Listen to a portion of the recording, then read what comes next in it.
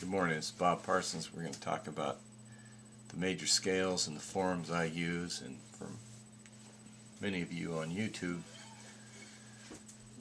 that won't make much sense because you don't have the scale charts in front of you, but my students do. And I guess if you clamored for them, emailed me, or sent me a notice, I could get them to you. They're just a couple PDF charts. But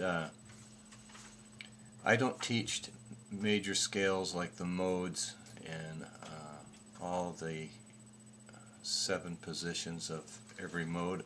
I think it's important for the student to know where every note in the major scale is. And I've broken that down, be able to find every note on the scale, on the neck that is, and I've broken that down into 4 positions, and I'm going to discuss what that means according to my chart. And now to the guitar neck here, and away with my face. Okay, the chart you have says the first position is a 6-string root, that's this string, starting with the 2nd finger. Now the root is like, if we were in the key of G,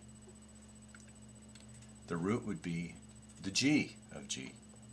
So we find the root on the 6th string.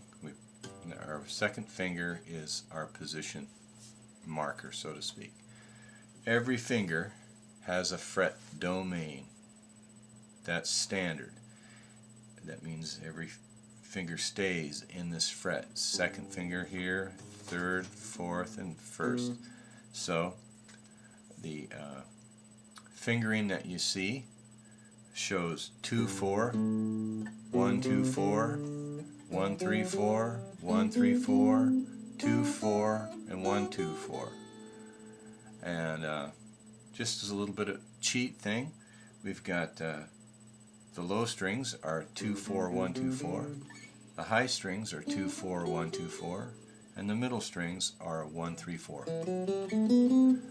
And that just might help you remember the pattern a little bit. This isn't a scale. This isn't the Ionian scale. Scales go from G to G. This is a position. That's why I call them positions, because we end actually on the 9th. That's for our fingers' purpose. Just gives us some place to use our pinky. So that's how we find the first position. The 2nd position is named after because we start at the 2nd degree of the scale, which is found, if you want to find it, you start your first one here, you can count 1, 2, 3, 4, 5, 6, 7, 1.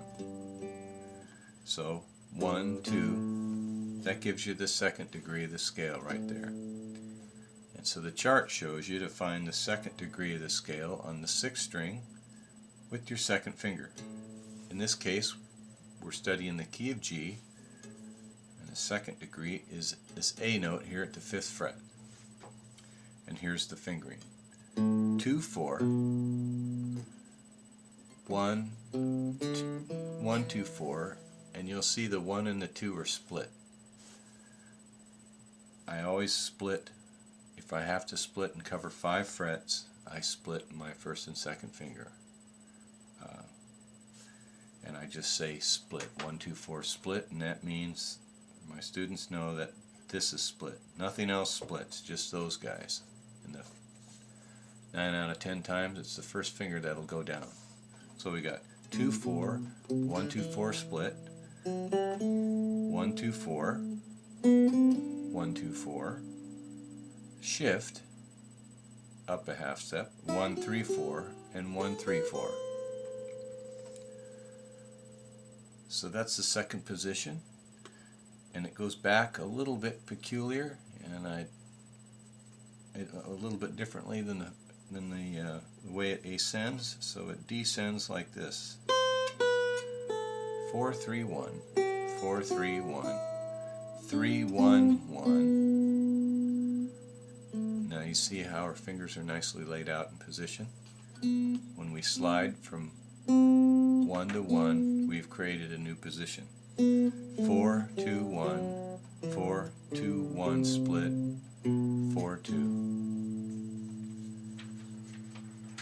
You can also play this position like this: 1 3 4 with your first finger on the second degree of the scale. 1 3 4, 2 4 2 3. Then you shift down and go 1 2 4, 1 2 4. Shift up, and 1 3 4 and 1 3 4. And then descending, 4 3 1, 4 3 1, 3 1 1, 4 2 1, 4 2. I only do that when a person has real small hands. I find that coming back this way is faster.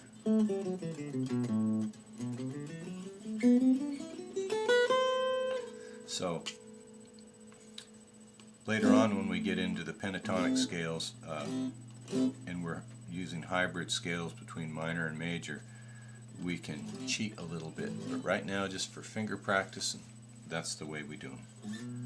The third position of the scale is named after the third degree of the scale that we're trying to play. In this case, we're studying the key of G, so we've got G, 1, 2, right? So we started on 2, we know where that is. We count that, 2, 3, and that brings us to the third, the 7th fret, and that's a B. And the fingering goes like this. If you had to live with one, this would be it. This would be the position most of the pros agree on.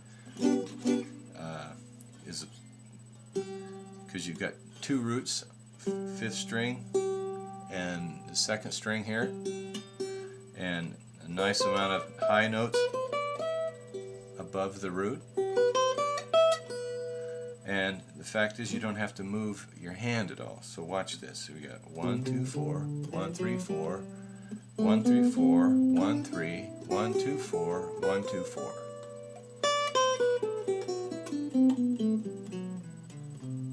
It goes back the same way it goes.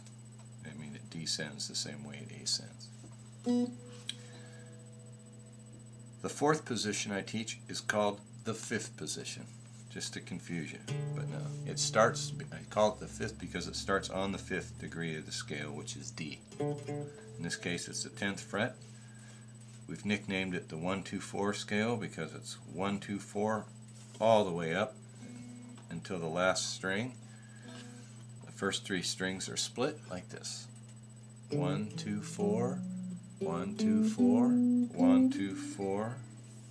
This is I collapse my hand based with the pinky holding our position marker. Let me do that again. 1 2 1 2 4, 1 2 4, 1 2 4, and I collapse my hand. 1 2 4. Shift my hand up a half step. 1 2 4, and then 1 3 4 brings you to G. Going back, similar to the 2nd position: 4 3 1, 4 2 1, 3 1 1, 4 2 1 split, 4 2 1 split, 4 2 1 split. That covers all the notes from there to there in 4 positions. And strategy on how to use this will come a little bit later, but that will at least get you started. At first, hit them clean with all downstrokes.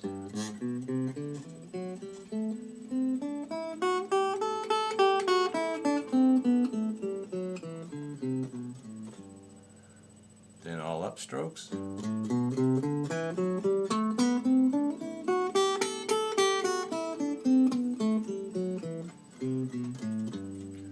And then alternate picking.